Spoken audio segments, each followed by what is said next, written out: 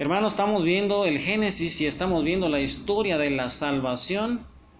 Estamos viendo un personaje conocido llamado Abraham con su sobrino Lot. Hemos visto las vicisitudes, los problemas, hemos visto las virtudes de Abraham y hoy, hermano, vamos a ver que hubo más problemas, ya que un rey de Babilonia llamado Codolamor, dice la historia que atacó a Sodoma y atacó a Gomorra. Y te recuerdas, hermano, que Lot vivía en Sodoma, fue apresado para ser hecho esclavo, pero Abraham reunió a sus hombres, 318 en total, se unió con sus vecinos, alcanzó a los babilonios en Damasco y dice que rescató a Lot y rescató a su gente. ¿Cuánto nos está enseñando Abraham? Recuerda, hermano, que Lot y Abraham se habían dividido, Lot había agarrado la mejor parte. Y mira, hermano, cómo Abraham defiende a su sobrino Lot. Y eso está, hermano, en Génesis 14, del 11 al 16. Y ahí meditando esa escritura con María Santísima a los pies de Jesús, piensa qué te quiere decir hoy con ese texto en donde Abraham defiende a su sobrino. Génesis 14, del 11 en adelante.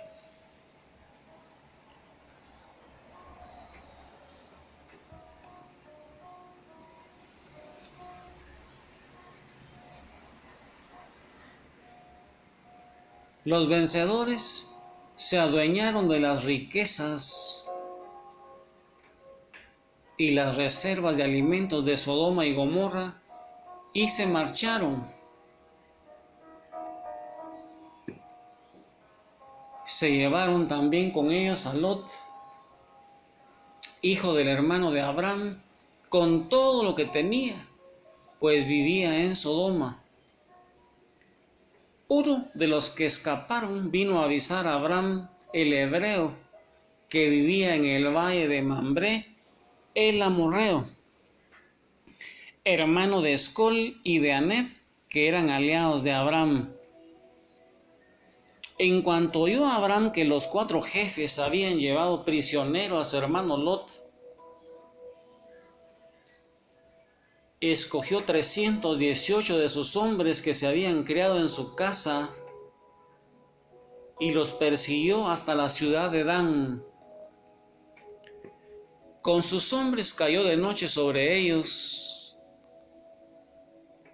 los derrotó y persiguió hasta Jobá, al norte de Damasco. Recuperó el botín y también a su sobrino Lot con sus pertenencias, a las mujeres y al resto de la gente. Palabra de Dios.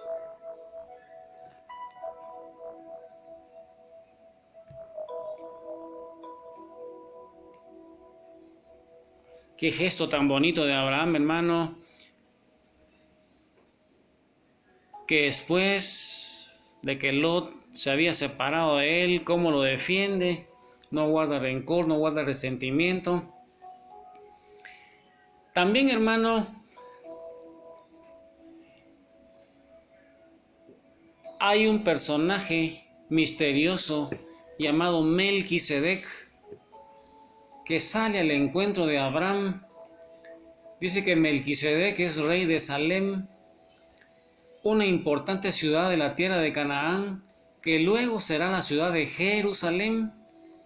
Melquisedec también era sacerdote del Dios Altísimo y como tal presentó una ofrenda de pan y de vino.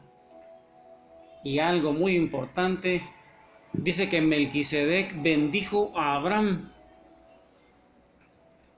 ¿Y qué enseñanzas conocemos relacionadas con ese personaje misterioso llamado Melquisedec, un sacerdote del Dios Altísimo, hermano? El Salmo 109. En este salmo que se refiere al Mesías, Ahí podemos observar que Melquisedec es anunciado como un gran rey y un gran sacerdote. Según el rito de Melquisedec, ahí, según ese rito, dice que el Mesías va a ser anunciado como un gran rey, como un gran sacerdote. Por ello, Melquisedec es una prefigura del Mesías.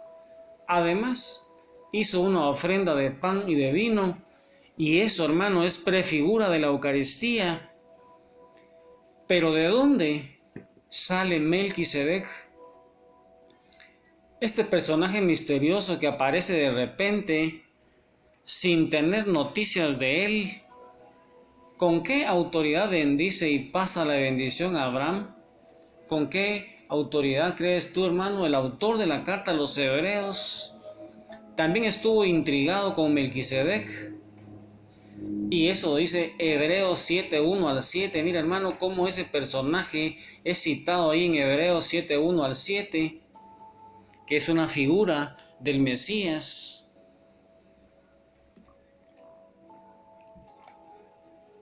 Imagínense quién puede ser este hombre a quien nuestro antepasado Abraham entrega la 10ª parte del botín. Después bendice a Abraham, el hombre de las promesas de Dios, pero no cabe duda que corresponde al superior bendecir al inferior. Palabra de Dios. Mira, hermano, antes de que existiera el sacerdocio levítico, recuerda, hermano, que los sacerdotes en el Antiguo Testamento venían de Leví y los sumos sacerdotes venían de Aarón. Los pertenecientes a la tribu de Leví eran los sacerdotes del pueblo de Israel. Al principio existía el sacerdocio en la familia. El padre era sacerdote y pasaba esa bendición usualmente al hijo primogénito. Hasta este momento en la historia sabemos que el último en dar esa bendición fue Noé, que bendijo a su hijo Sem. Pero ¿a dónde crees tú, hermano, que pasó esa bendición? Hay una tradición rabínica antigua que sostiene que Melquisedec es nada menos que Sem, el hijo de Noé, y Sem vive hasta el tiempo de Abraham. Así que es plausible que Sem sí pueda ser Melquisedec.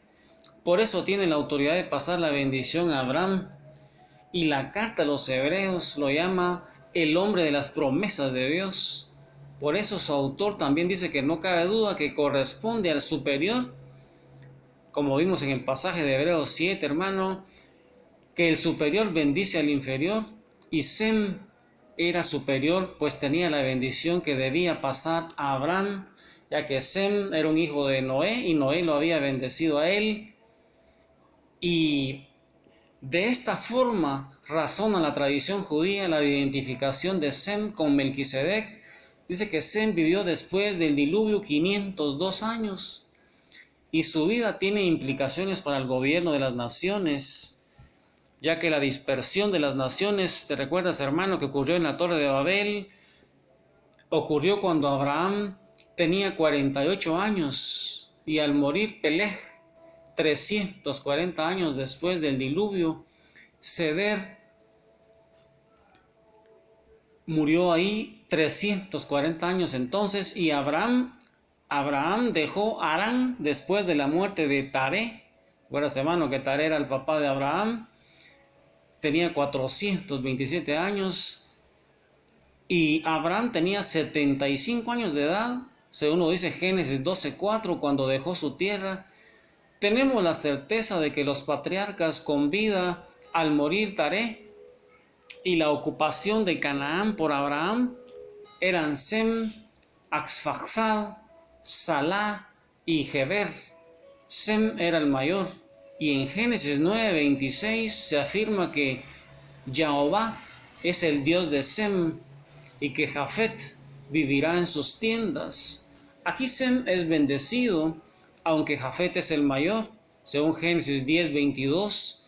Sem, por lo tanto, es sacerdote del Dios Altísimo en los tiempos de Abraham, y por eso la interpretación tradicional judaica sostiene que Melquisedec era Sem, y que el sacerdocio después del diluvio estaba centralizado en Jerusalén. Y hermano, entonces, con esos sentimientos, con esos conocimientos de quién era Melquisedec, ese personaje misterioso que era sacerdote del Dios Altísimo y que bendijo a Abraham, con esos sentimientos ahí, al lado de María Santísima, sigamos rezando el rosario, sigamos preparándole el camino al Mesías que vendrá a juzgar a vivos y muertos.